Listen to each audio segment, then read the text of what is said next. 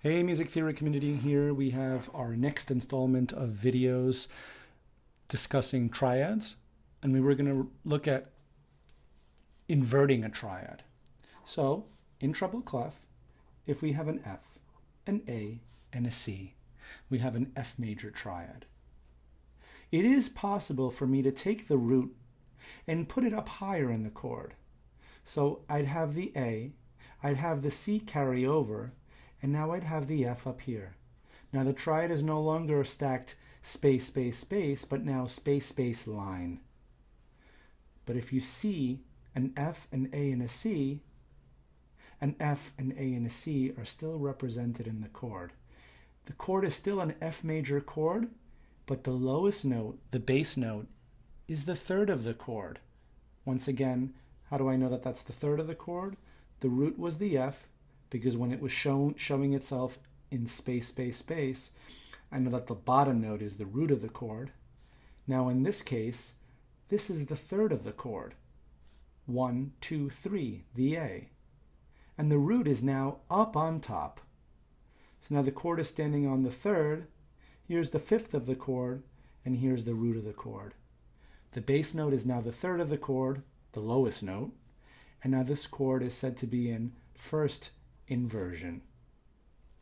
I can invert the triad once again, where the lowest note is now the fifth of the chord.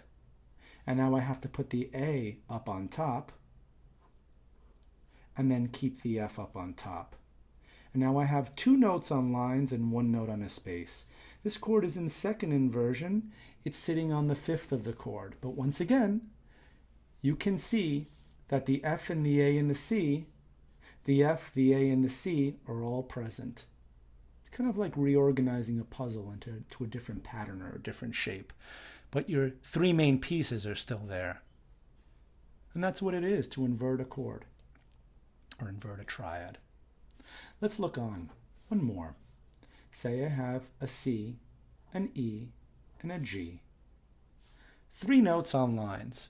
This chord is a C major chord in root position.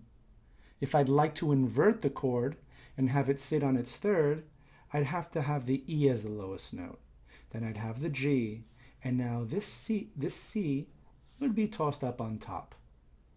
And now the chord is sitting on its third, and the chord is in first inversion. We invert chords to have new possibilities of bass notes. And we can invert this C major chord once again by having the G in the bass.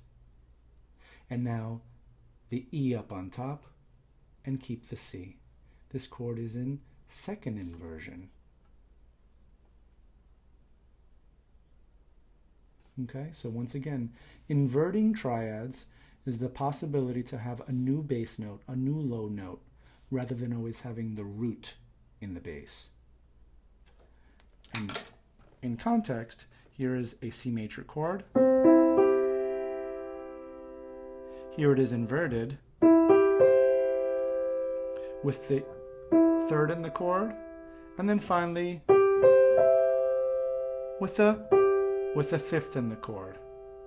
And here's this example. Root position, first inversion, with the third in the bass, and then second inversion, with the fifth in the bass, the root in the middle, and then the third of the chord as the highest note. Root position, first inversion, second inversion. And that's our discussion about inverting triads. Thanks so much for watching.